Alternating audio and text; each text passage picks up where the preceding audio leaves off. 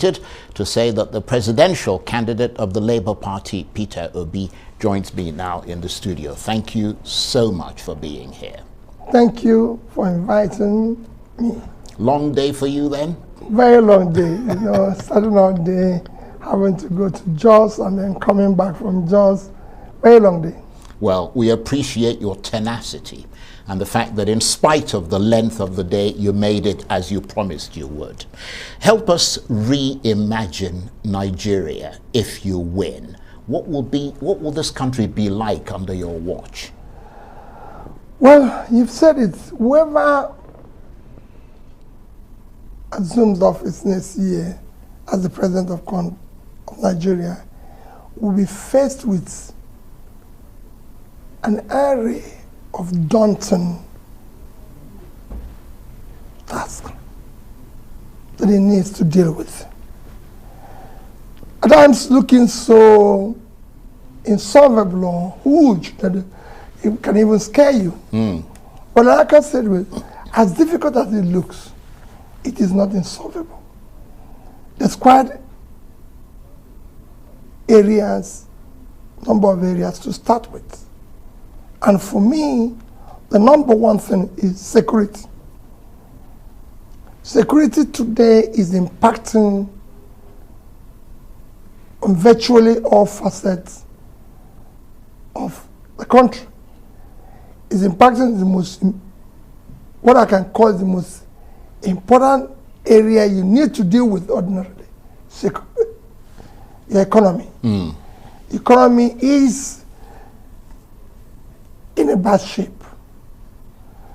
But unless you solve your security, you can't live with that because it's impacting heavily on that. It's impacting on inflation, it's impacting on your ability to attract investments and everything. So that is the number one thing to deal with. Because if you deal with that,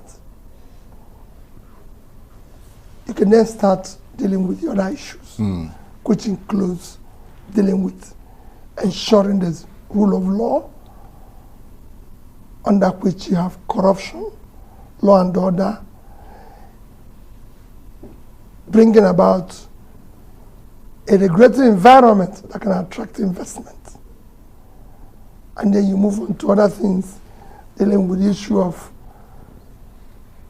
human capital, issue of some physical infrastructure like power and everything. So security, top of your in tray. Number one. But obviously, as you said, a very dark cloud hanging over this country with regard to insecurity in general, kidnapping, banditry in particular. How would you go about actually lifting that dark cloud? Well, I've said it repeatedly. You need to be decisive. It is not impossible. There's quite a number of things which I can't disclose here that you need to put in place. Well, that's really what we want to talk about, isn't it? But among them yes, is multi-level policing, from local government to state to national. Looking at reviewing the entire security infrastructure, security architecture. You need to deal with this. Be able to have appropriate manpower, appropriate equipment, training, support, motivation. There's quite a number of things. And I can tell you, it's something that I study every single day. I've met various arms of our security system, do a detailed study, compared with other nations of the world, and imagining what to do. People will always say, that's the detail we want you to give. No. Once it's security, all I can tell anybody is that I should be held responsible. Right. We'll be decisive, we'll be precise, because I keep saying that is the most critical thing to deal with. If you're talking about the inflation today, the first thing you need to deal with is the food inflation. And that can happen unless you get your farmers back to the farms. And they are not there because of insecurity.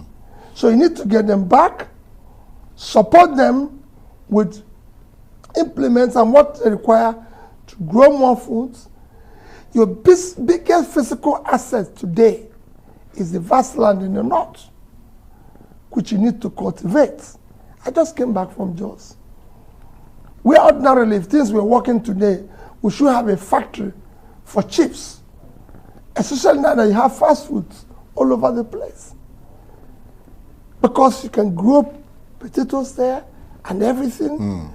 You could have coffee, everything, but the farmers are not there. And I asked them, they can't go to farm because of insecurity. So for you to turn around the country economically, you need to deal with that. And it must be decisive. For you to attract foreign investment, local investment, you need to deal with that. Yeah, but obviously reforming the security agencies and the whole security apparatus will take time and is likely to be felt in the medium to long term. But it might not take as long as you think. I was going to ask you, in the short term, I can tell you, what would you do to bring measurable relief? You will be, as long as you're firm and decisive and deal with it firmly, the things that are happening here that you can deal with as quickly as possible. You know, of course, that from your own experience, you've been in office as a governor, that running for office is very different from actually being in office.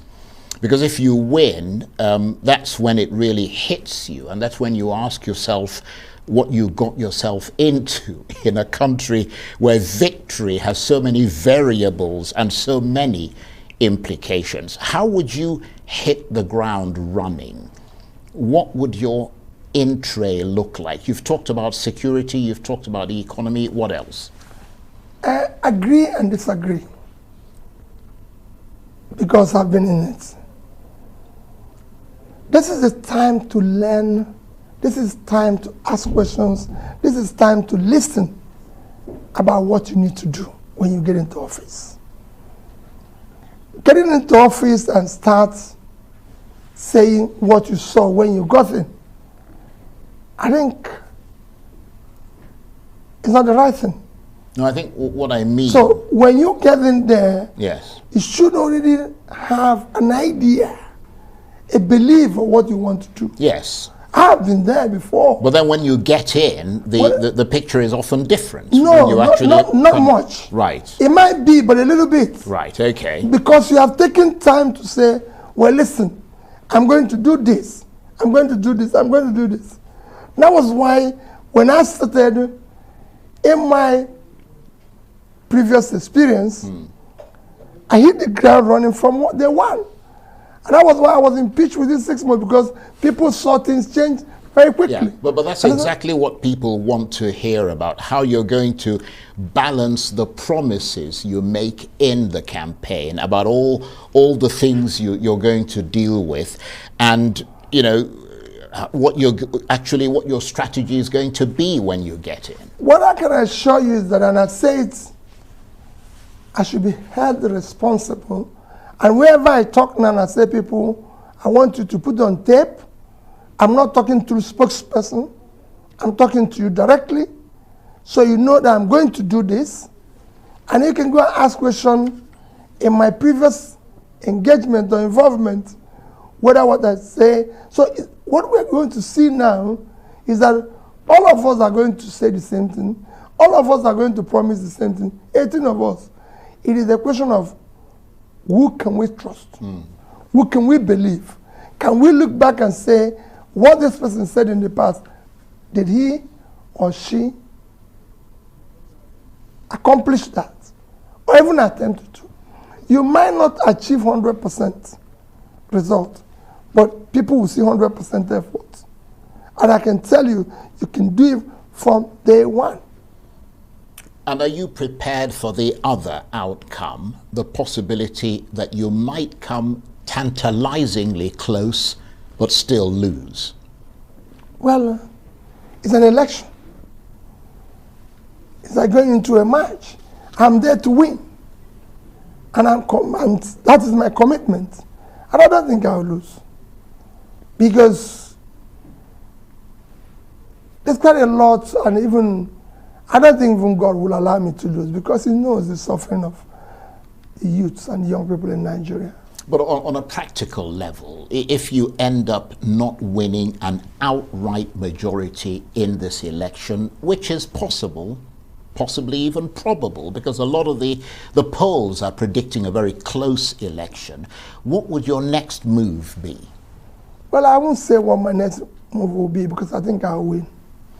And if you had to reach out to another of the candidates to form some sort of coalition or alliance, who would it be?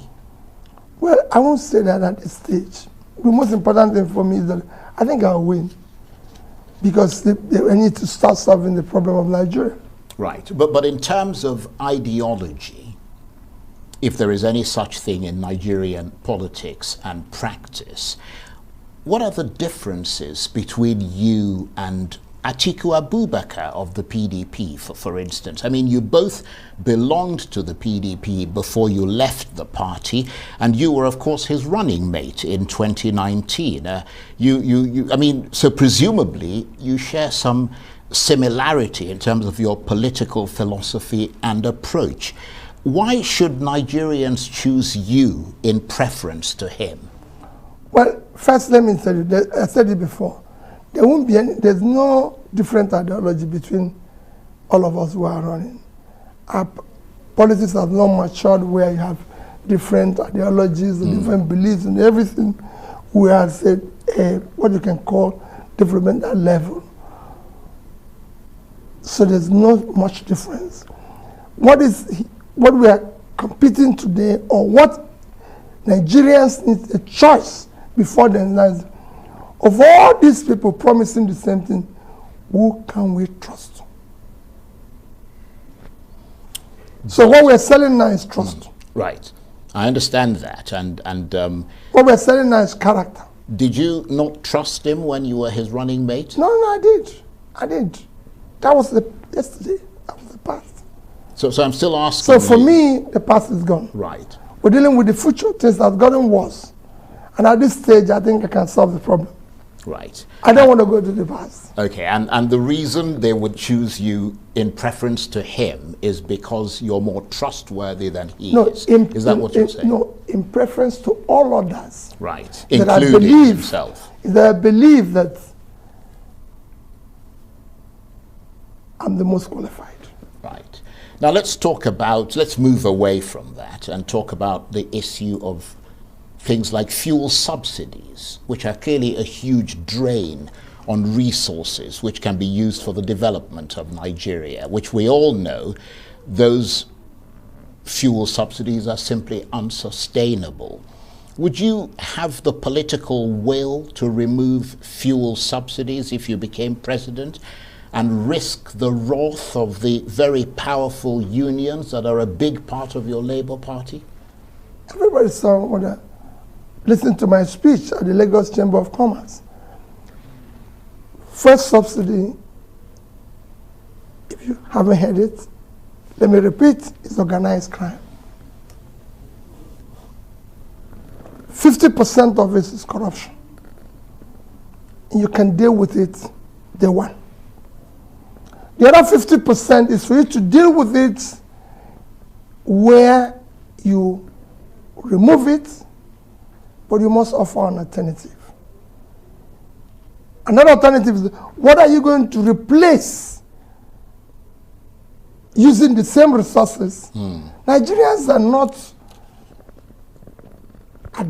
totally against removal of subsidy. But what is there that you're offering if you're going to remove it? But I said in that we will, as quickly as possible, bring in private sector investments supported by us to build refineries, modular refineries, everything that is possible, and ensure that since it's for local distribution, sell fuel to them in naira, the crude to them in naira. If you do that over a period, I can tell you the price is not going to be as high as people can imagine. I've seen people bandit huge figures. It won't be. I've also done the numbers. And are we going to get a glimpse of what your manifesto looks like? Well, I mean, are you going to codify all of this into a document? I mean, there'll be many people who may not get to read. We're going to launch our manifesto very soon. Right, but can you give us a breakdown of its essence and the key takeaways from it? I mean, what would you most want to convey to the public from it? Well, for me, our manifesto is anchored on the Sustainable Development Goals. And key that is, I mentioned before, security, uniting the country, ensuring that our cohesion comes back to what it used to be. Issues of rule of law, law and order, fighting corruption, making the country productive, creating jobs. You can go on and on. But you don't have that manifesto yet, or you have it, you don't want to Our release manifesto, I can say today, is 95% ready. You mentioned it here, we just received from what you call, because we close with labor and TUC, they have what they call Charter of Demands, which we need to bring into our manifesto and ensure that the interest, which is critical, labor interest is critical, Absolutely. that we bring it into our manifesto and protect them.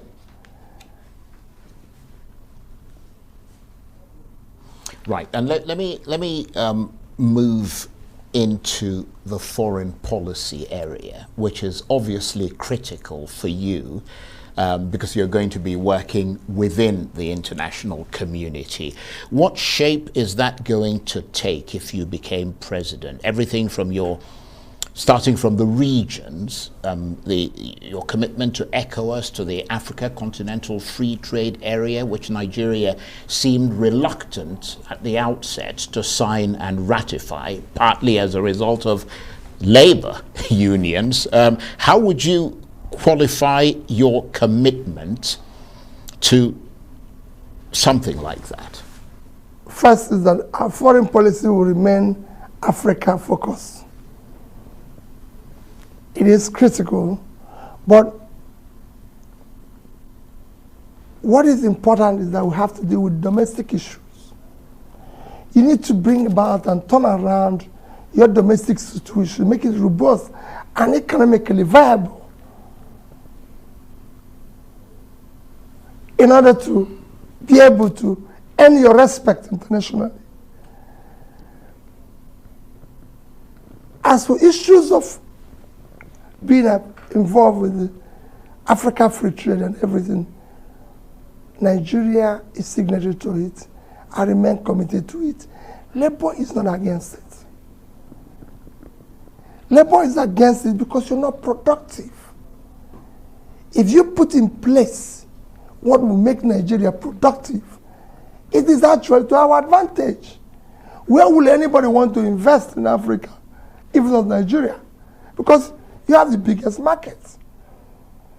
But it's a market that is today a place where you have the highest number of people, poor people. So your local demand is weak. Your productivity is weak. So you can't export.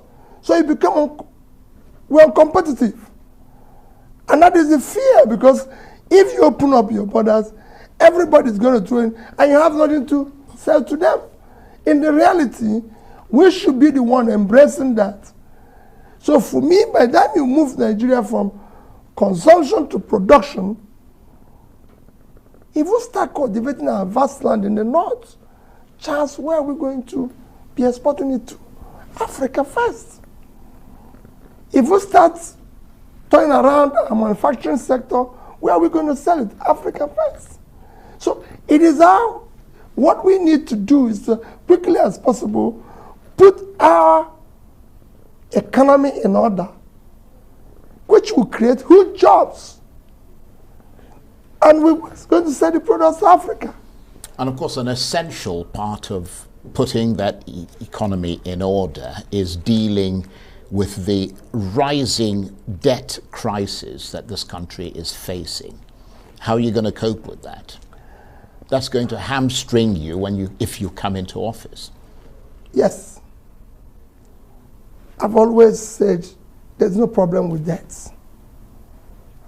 It is what you use the money you borrow for. Yeah, but the money that's been borrowed now exceeds the revenue that this country has. If you increase the revenue, if you do the right things, you will increase the revenue, you will restructure the existing debts, and you'll be able to deal with it. There's nothing wrong. Nigerian debt today, even to those who are doing it, Nigerian debt today to GDP is low. Nigerian debt to revenue is high. So what you need to do is to work on the revenue side. And to work on the revenue side is very simple. Remove this country from consumption to production. You can't have a vast country like Nigeria of 260 million people living on 923,000 square kilometers of land. Our total export last year, Charles, even by the official rate, because they always argue with me when I use the other rate, is $47 billion. That is unacceptable. What are other countries doing? That is totally unacceptable. A country like Netherlands, if you minus water, is 33,000 square kilometers of land. Belgium is 30.9 thousand square kilometers of land. These two countries are just 64,000. In terms of population, Belgium is 12 million. Netherlands is about 17.5. Call it that two of them is about 30 million people. Total export 2021 is about 1.2 trillion. And 260 million people could not do living on 900. If you minus we still have 800 and something thousand square kilometers remaining. If you minus 30,000, our population is still about 180. And we cannot do 5% of the export. Come on. And our youth, very talented, energetic, all you need is invest in them. Very simple. Every other country of the world is doing it. If you invest in our youth today, if you train them, invest in them today, they'll change the world. All these boys you're chasing and say, yeah, you boys, are the talents you're missing that can change the world. They are your Bill Gates. They are your Bezos. All you need is to do. There's a lot this country can do. So it's a question of turn it around, increase your revenue, because the more you put people out of poverty, you're not getting revenue today because you have 100 million people living in poverty. You have the highest youth unemployment in the world. The more you put them out of poverty, the more you get revenue. You can't go and tax people who are not doing anything. You cannot, because they're not productive. There's no income coming from that. So you have a problem. I think most people would agree with you that there is a problem. I mean, You mentioned this at the outset. The key issue here is the solution. And you're not telling us what the solution is that, what I'm telling you, you have to pull these youths out of poverty. Yeah, but how? What are you going to do? Very simple. You see, you just said about our debts. If those monies we borrowed were properly invested, we won't be where we are today. Yeah, but if they were not properly invested, which is what you're suggesting, because what would they were then consumed? Yeah, what would you then do to fill the gap? Thank you. The new resources you're going to get, whether borrowed or not, you invest it. Just let me give you an example.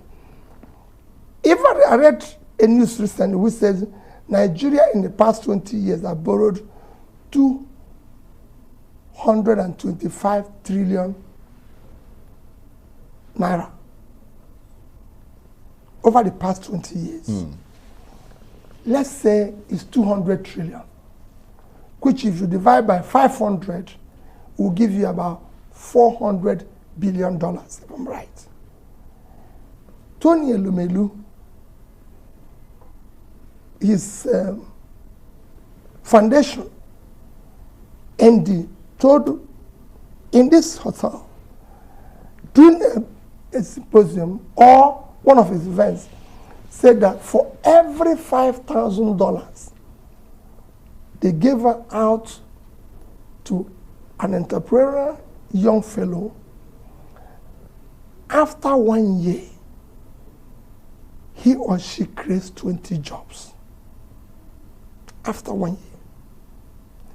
Assuming we had done what other countries of the world had done, decided to support these young people and spend a quarter of that $400 billion on them, $100 billion would have been, divide 5,000, would have gone to 20 million entrepreneurs.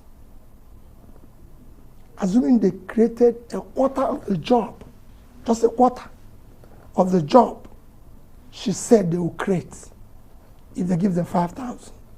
That is 100 million jobs. Who have not more than 2 or 3% unemployment today. That's what the country of our size needs. Indonesia have less than 10%. There's 220 something percent. That's the country of our size. Vietnam, all these countries have unemployment less than 10%. That's where we should be if we had done the right things. And you can still do it. It will be difficult, as I said, it will be difficult, but it's not impossible. There's areas you can start today dealing with. When I talk about insecurity, your greatest source of foreign exchange revenue today, 50% or more is stolen. Oil. These are where you have to provide security, ensure you earn those money, curtail your corruption, deal with cost of governance, deal with issues of subsidy. All this, when you deal with them, you bring down your exposure to a manageable level, which gives you room to earn more revenue, gives you room to even borrow more, but this time strictly for investment, not for consumption. If you remove subsidy today, management of your debt comes to a level you can manage it, helps your inflation, because this is what is physical recklessness that is what's in our inflation today. It's physical recklessness that is pushing our exchange rate towards out. There's so many things you can deal with. And these things are not difficult. And if, I mean, you've used the term restructure a number of times. I mean, you talked about restructuring the security services, you talked about restructuring the economy and all the rest of it. Are we likely to see a major political and fiscal restructuring of Nigeria if you win, as some of your key supporters are demanding, or you're not likely to go that far? No, it is remember, I said we need to restructure the country. It is for the good of the country. But are we talking about constitutional Yes, it will be, but that will take time. Right. But there's one you have to deal with. Right. You can't wait. We can't wait to start pulling people out of poverty until the constitution is changed. No, it's like telling somebody that you're waiting, that they can't eat until no. Pulling people out of poverty, you don't need to wait for that type of restructure. Dealing with issues of security, you don't need to wait for constitutional restructure. Those ones will happen. But they will happen. I'm determined. I believe in it. And it is for the interest of the whole nation. We will agree. We're not going to. It's not as if it's something I'll get in there and say, okay, this is going to happen. No. What you need to do is to bring a conversation, a dialogue that can make for the society. We're in a democracy. You're not going to rule by force or by fears, but by consensus. So you're going to start talking. People need to start hearing you. All this is I'm promising, you need to communicate it to the people. The people have to see visible, measurable movements. No excuses, no blames. It is not, the job of a leader is not blame, to be labeled and blame. It's not to be given an excuse, it's to provide a solution and solving problems. So communication is essential. Precise, but embedded with solving the problem and providing solution. Not to be blaming or complaining. It's not to you to say, oh, what I saw or what these people did before I came in. No. If those people were doing well, we won't hire you. We hired you not to remind us about the past. So the young people today want to hire me, not to start reminding them that they were jobless yesterday, but that I've started providing them job.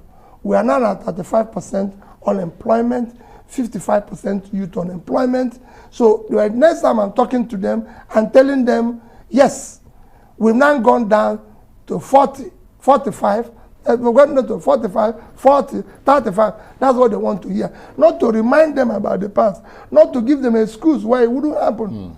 No, that's not the job of a leader.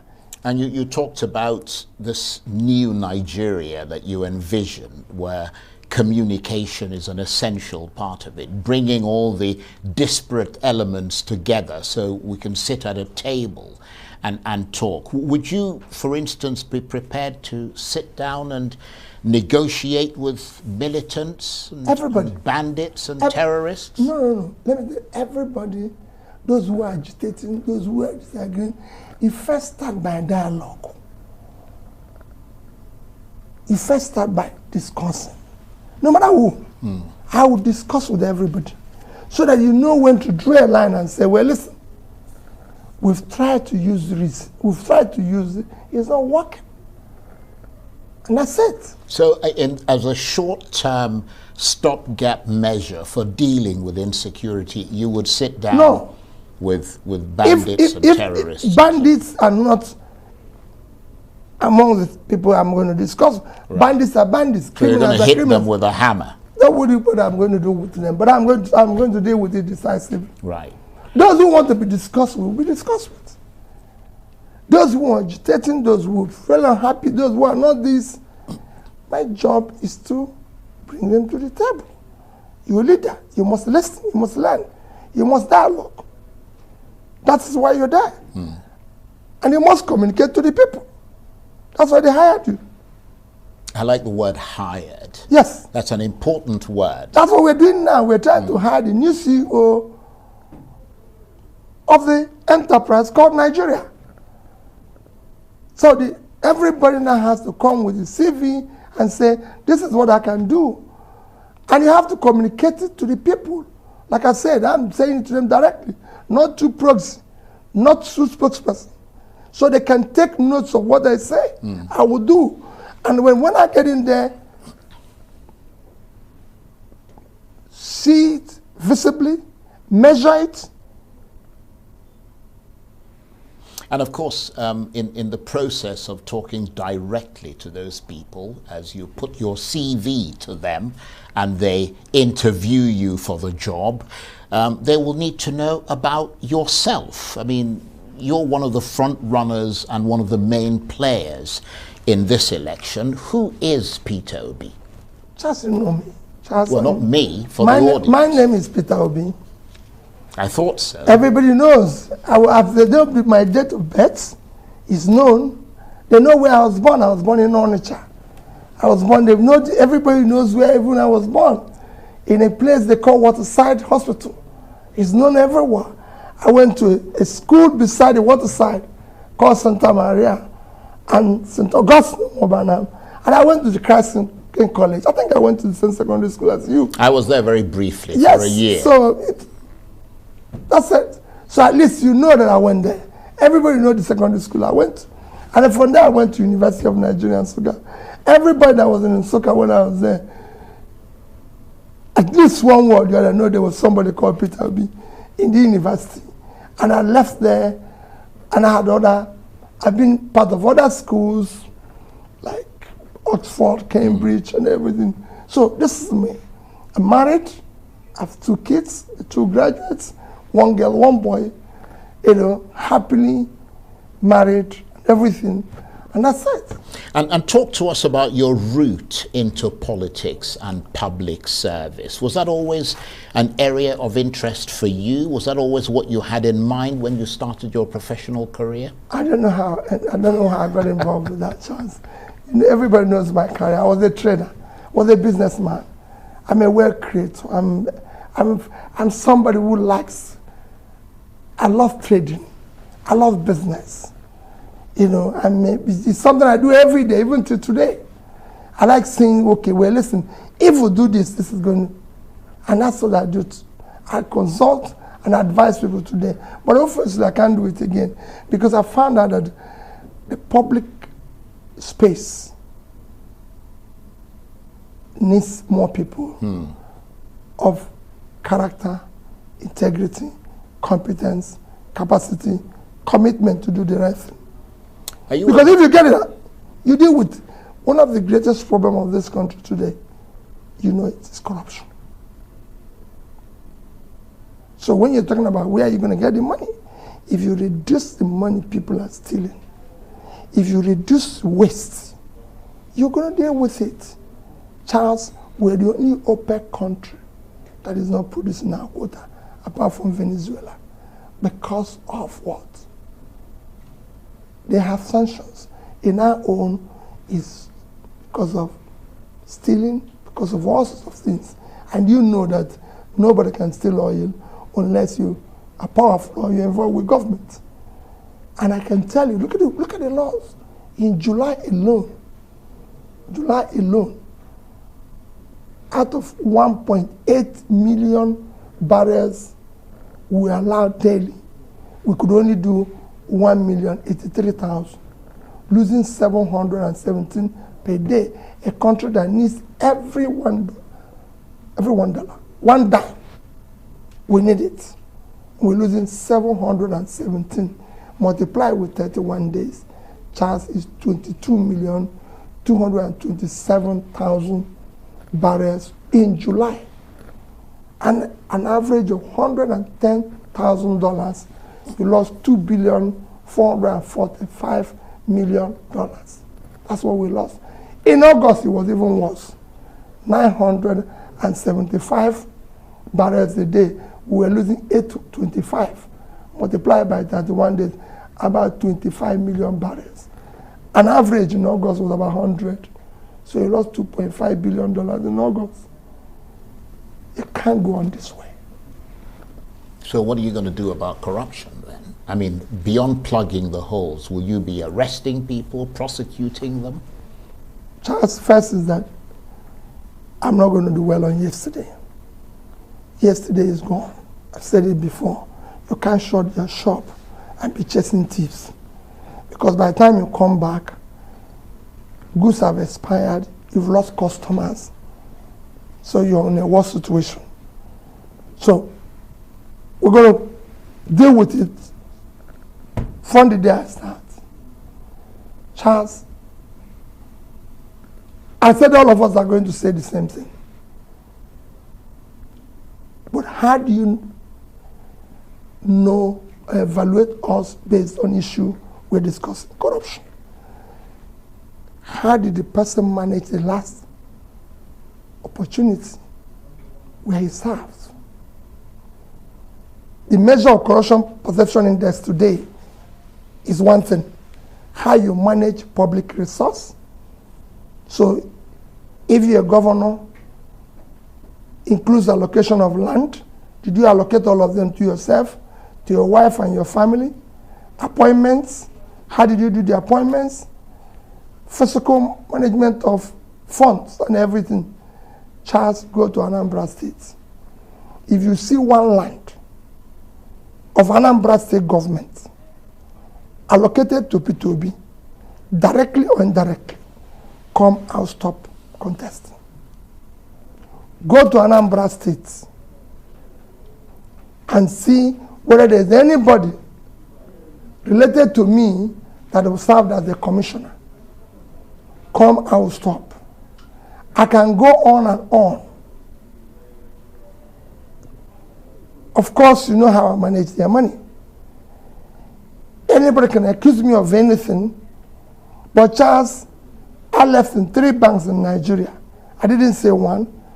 Access Bank, $50 million and over 10 billion naira. Fidelity Bank, $50 million over 10 billion naira. Diamond Bank, $50 million over 10 billion naira. Nobody asked me to do this. I decided that we must have a future savings. And I started saving. These are monies that were converted into anything. Use it anyhow. I was #1 in MDG, Millennium Development Goals. So it wasn't because of lack of achievement. We were #1 state by the time MDG was concluded in the year 2015. Recognized by the presidency and the UNDP that Anambra performed #1 in that measure, clear measure of development. Because we deal with the issue of pulling people out of poverty, issue of education, issue of health. So this is not, it's just like saying today, Bloomberg released a poll, it's not P2B and Sons poll. This is UNDP. I can't manipulate them. So when people say to me, oh, you didn't achieve it, I said, UNDP. There's only one measure of development from year 2000 to year 2015. Millennium Development Goals. That's what China used in their development agenda that made them to pull 439 million people out of poverty. I became governor of Anambra State in 2006. We started implementing it in 2008. So we lost 7 years. Right. But the year 2015, I was #1 in the country. I wasn't owing anybody, government, civil servant, salary, pension, gratuity, the day I left office. No contractor or supplier who had consummated his transaction or executed his contract that was being owed.